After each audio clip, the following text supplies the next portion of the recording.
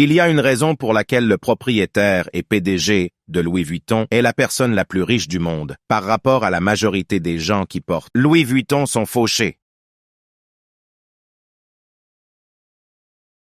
Nous plongerons dans chacun de ces aspects plus en profondeur si vous pourriez me dire quelles sont les 3 habitudes qui nous maintiennent dans cet état d'esprit de pauvreté, comme vous l'avez dit, et quelles sont les habitudes saines qui nous amènent dans l'état d'esprit riche.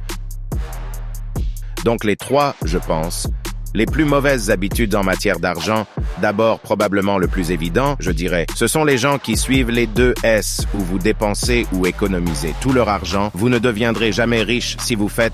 Numéro 2 serait que vous suivez aveuglément le système sans remettre en question la façon dont le système fonctionne, et le numéro 3 est que vous ne comprenez pas comment fonctionne l'argent. Donc, si nous commençons par le numéro 1, les 2 économiser et dépenser maintenant, c'est intéressant si vous regardez les états financiers de la majorité des gens en Amérique ou même dans le monde. Vous gagnez de l'argent, vous payez des impôts, vous dépensez de l'argent, puis vous vous demandez où tout votre argent est allé littéralement. Et donc, la majorité des gens n'ont aucun plan pour leur argent. Et c'est pourquoi la majorité des gens ont peu ou pas d'économie et la majorité des Américains ont peu ou pas d'investissement en ce moment. Environ la moitié de l'Amérique n'a aucun investissement dont je parle 0 à 400, un cas 0. IRAS 0, compte boursier 0. Investissement immobilier 0. Investissement en or, rien. Et puis hors de la prochaine moitié des Américains qui ont un investissement, seulement la moitié d'entre eux ont un investissement en dehors de leurs 400, un quart IRA.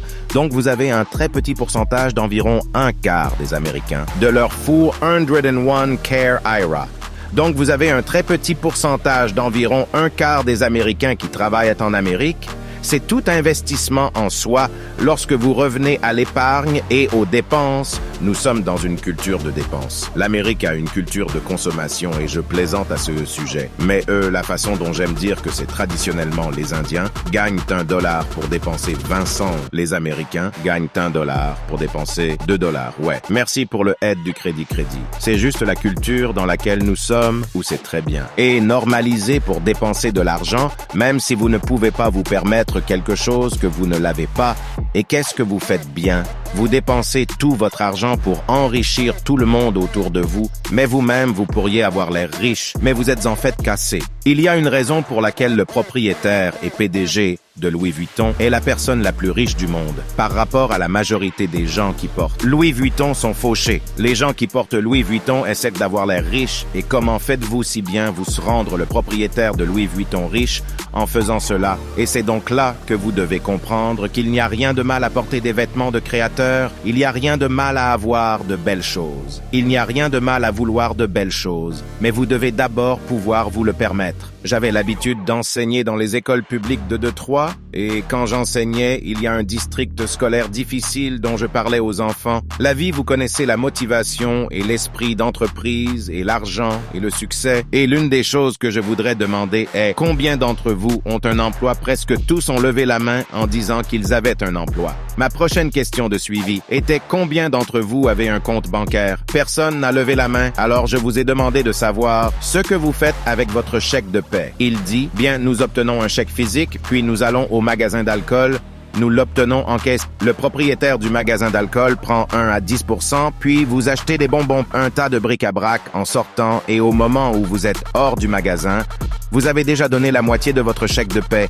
J'appelle cela un zéro net en pensant où nous pensons en termes de dépenses. Si j'ai $1000, je peux sortir et acheter ce sac à main, cette belle chose. Si j'ai 10 000, je peux y aller dans ces belles vacances. Si j'ai 50 000 $, je peux continuer et acheter. Je peux continuer et acheter cette belle voiture.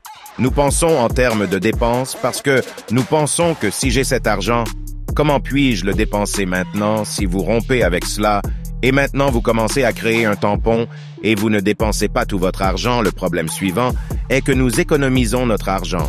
Parce que pour moi, la seule éducation financière que j'ai reçue était d'économiser votre argent. Si cette vidéo vous inspire, alors n'hésitez pas à vous abonner pour être informé en temps réel chaque fois que nous publions une nouvelle vidéo. Rejoignez la communauté de guerriers et de guerrières.